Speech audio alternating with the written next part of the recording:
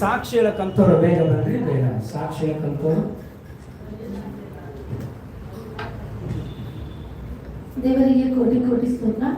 ನಮ್ಮ ಲೈಫಲ್ಲಿ ನಿಜವಾಗ್ಲೂ ತುಂಬ ಅದ್ಭುತಗಳು ನಡೀತಾನೆ ಇರುತ್ತೆ.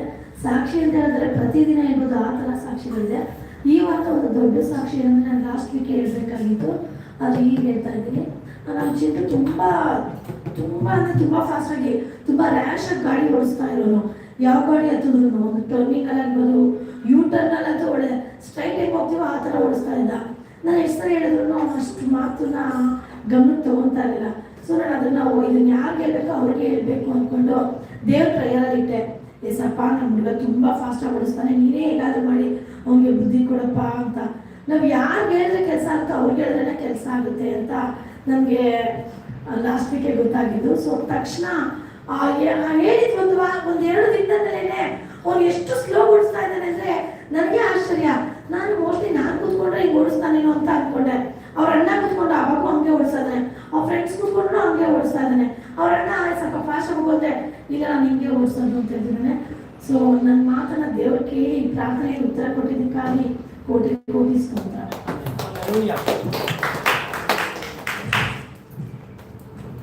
ನಾವು ಸ್ಲೋ ಅಂಡ್ ಸ್ಟಡಿ ಅಂತ ಬೈಬಲಲ್ಲಿ ಇದೆ. ನಿಧಾನವಾಗಿ ಹೋದ್ರೂ ಕೂಡ ಓಟವನ್ನು ಜಯವಾಗಿ ಓಡಬೇಕು. ಆಮೇಲೆ ಅದರಿಂದ ಫಾಸ್ಟಾಗಿ ಓಡಿಸಿ ಅದರಿಂದ ಇನ್ನೊಬ್ರಿಗೂ ತೊಂದರೆ ಬೇಡ, ನಮಗೂ ತೊಂದರೆ ಆಗೋದು ಬೇಡ. ಕರ್ತನಿಗೆ ಸ್ತೋತ್ರ. ಹೇಳ್ಬೇಕು ಅಂದರೆ ನಾನು ಕೂಡ ಆತ್ಮೀಕ ತಂದೆಯಾಗಿ ಎಲ್ಲ ಯುವಕರಿಗೆ ಹೇಳ್ಕೊಳಕ್ಕಂಥ ವಿಷಯ ಏನಂದರೆ, ನಿಮಗೆ 2 ವೀಲರೋ 4 ವೀಲರೋ ಹೇಳ್ಬೇಕು ಅಂದರೆ ಎಷ್ಟೇ ಅವಸರ ಇದ್ರೂ ಕೂಡ ಹೇಳ್ಬೇಕು, ನಿಧಾನವಾಗಿ ಚಲಿಸಿ ಇನ್ನೊಬ್ರಿಗೂ ತೊಂದರೆ ಕೊಡದೆ, ನಾವು ತೊಂದರೆ ಒಳಗಾಗದೆ ನಮ್ಮನ್ನು ನಾವು ಕಾಪಾಡಿಕೊಳ್ಳೋಣ. ದೇವರು ನಮ್ಮನ್ನು ಆಶೀರ್ವದಿಸಿ.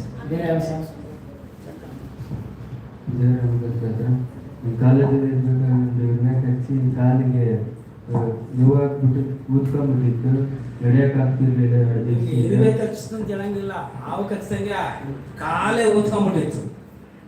ಇರುವೆ ಕಚ್ಚಿ ಕಾಲು ಊದ್ಕೊಂಡು ಸುಮಾರು 3 ದಿನ ಅವ್ನು ಕಾಲು ಊತಾಗಿ ನಡೆಯೋಕ್ಕಾಗದೆ ತುಂಬ ಕಷ್ಟಪಟ್ಟ. ಎಣ್ಣೆ ಹಚ್ಚಿ ಪ್ರೇಯರ್ ಮಾಡಿದ್ರೆ ಅದೇ ರೀತಿಯಾಗಿ ಬಸ್ ಪಾಸು ಯುವಕರಿಗೆ ಇರಲಿಲ್ಲ, ಎಲ್ಲ ಹೆಣ್ಮಕ್ಳಿಗೆ ಫ್ರೀ ಅಂತ ಪ್ರೇಯರ್ ಮಾಡಿದ್ದು. ಆದರೆ ಈಗ ದೇವರ ಕೃಪೆಯಿಂದ DK ಶಿವಕುಮಾರ್ ಗೌರ್ಮೆಂಟ್ ಮುಖಾಂತರವಾಗಿ ಹೇಳ್ಬೇಕು ಅಂದರೆ ಸ್ಕೂಲಲ್ಲಿ ಯುವಕರಿಗೂ ಕೂಡ ಪಾಸ್ ಫ್ರೀಯಾಗಿ ದೊರಕಿದೆ. ಆ ಪಾಸು ಜೀವನಿಗೆ ಬರುವಂತೆ ದೇವರು ಸಹಾಯ ಮಾಡುವ, ಅದಕ್ಕಾಗಿ ದೇವಸ್ಥಾನ ಸಾಕ್ಷಿ ಇದೆಯಾ? ಬೇರೆ ಸಾಕ್ಷಿ ಪ್ರೇ ಮಾಡೋಣ.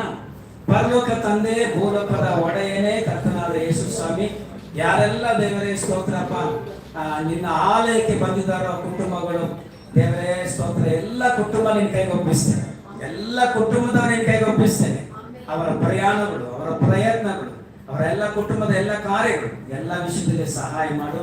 ವಿಶೇಷವಾಗಿ ದೇವರ ಬಳಿಗೆ ಬರುವಾಗ ಬೆರಳಿನಲ್ಲಿ ಬರ್ಕೊಡುದು ಅಂತೇಳಿ ತಂದು ಅರ್ಪಿಸಿದಂತ ಕಾಣಿಕೆಯನ್ನು ಆಶೀರ್ವದಿಸಿ, 10ನಲ್ಲಿ 1 ಭಾಗ ದುಡಿಯುವಂತ ವ್ಯಾಪಾರದಲ್ಲಿ 10ಮ ಭಾಗನ ಅವರ ಆಲಯಕ್ಕೆ ಕೊಡುವುದಾದ್ರೆ ಅದರ ಆಶೀರ್ವಾದ ದಯಪಾಲಿಸು.